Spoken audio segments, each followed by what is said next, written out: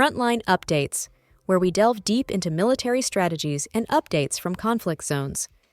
Today, we're discussing the progress of the ongoing special military operation as of August 31st, 2025. I'm your host, Sharifa Mohammed MGT. I'm Colonel A.C. Oguntoye, an infantry officer.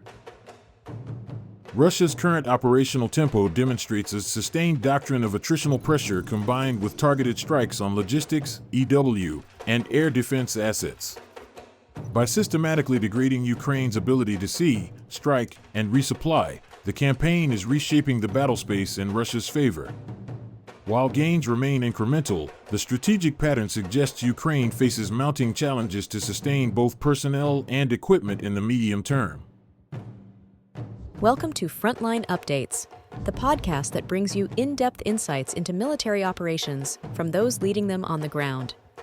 Today, we're joined by Colonel A.C. Oguntoye, an infantry officer monitoring critical missions on the progress of the special military operation as of today. Colonel Oguntoye, thank you for being with us. Thank you. It's good to be here. Colonel Oguntoye, could you start by giving us the overall picture for August 31st, 2025? The situation on August 31st reflects a continued application of sustained pressure across all axes. Our forces carried out combined arms actions supported by operational tactical aviation, missile troops, artillery, and UAVs.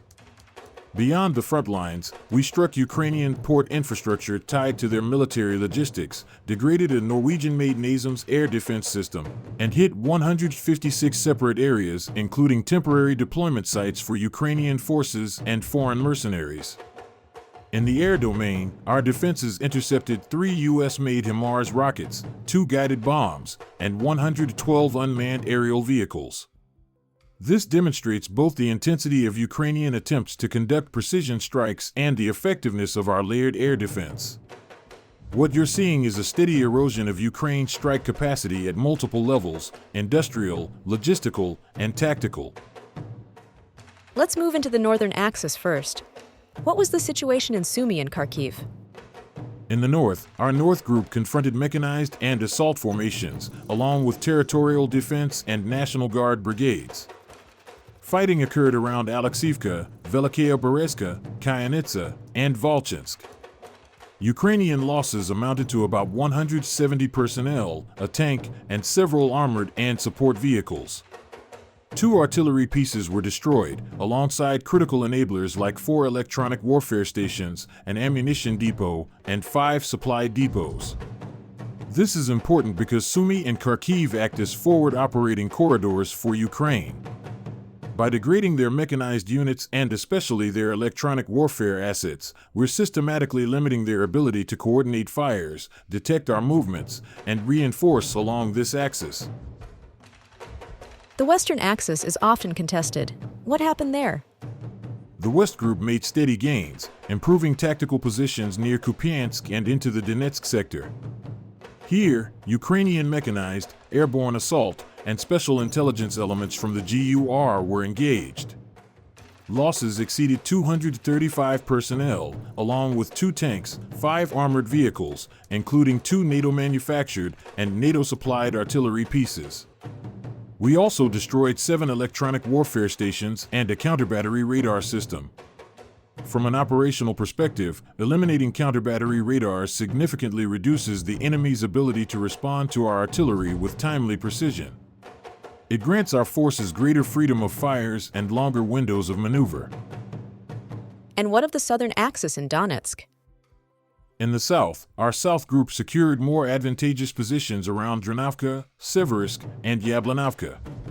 Ukrainian losses here were over 200 personnel, with additional artillery and vehicles destroyed.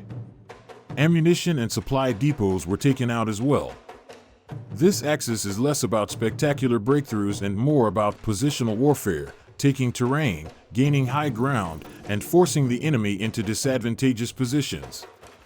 Each small gain compounds, creating vulnerabilities in their defensive belts. It seems the heaviest fighting was in the central and eastern sectors. Can you explain what happened there? Yes.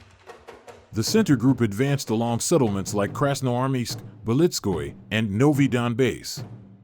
They inflicted heavy losses, about 440 personnel, along with a tank, for armored vehicles, and artillery systems. Notably, both airborne and marine brigades were struck, highlighting the breadth of Ukrainian unit types being degraded. And the East Group of forces? Meanwhile, the East Group pushed deeper into Ukrainian defenses in Dnipropetrovsk and Zaporizhzhia. They engaged mechanized, marine, and assault brigades, causing 230 personnel losses and destroying NATO-supplied artillery. Importantly, they liberated new ground, which expands operational depth and forces Ukraine to stretch its defenses thinner.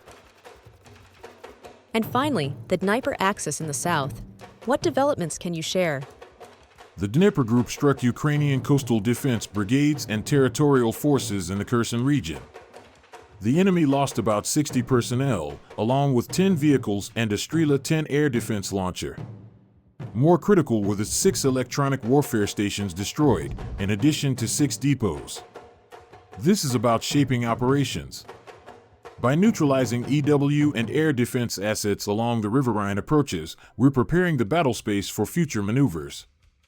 It also disrupts Ukraine's ability to contest the south with precision-guided fires. Colonel, before we conclude, what are the broader implications of these operations? The key takeaway is that Ukraine is being pressured simultaneously across all fronts. Daily casualties exceed 1,300, but beyond manpower, what we're targeting is the backbone of their warfighting capacity, logistics, electronic warfare, artillery coordination, and resupply. Destroying port infrastructure and advanced Western systems like NASAMS sends a clear signal: no matter how advanced the equipment, it can be neutralized. By systematically dismantling depots, radars, and EW systems, we're blinding the enemy and starving them of resources. This campaign is not only about taking ground, it's about exhausting Ukraine's ability to fight effectively over the long haul. Colonel, thank you for providing such a detailed briefing on the current military situation. Your insights are invaluable to our understanding of the conflict's dynamics. And thank you to our listeners for tuning in. Join us next time as we continue to provide up-to-date coverage on global military affairs. Stay with us for more updates and expert analyses on global defense and security issues.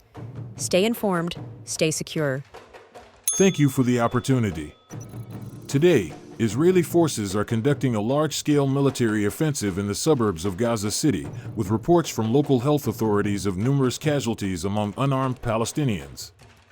The International Red Cross has warned against evacuating the area, citing safety concerns and infeasible conditions. In Yemen, an Israeli airstrike killed Ahmed al-Rahawi, the prime minister of the government in Yemen. The Houthis have confirmed his death and vowed retaliation. The strike took place in the capital, Sana'a, and also killed other officials. Cross-border hostilities between Israel and Lebanon continue, including Israeli airstrikes in Lebanon and Houthi missile attacks on Israel. This has been Frontline Updates.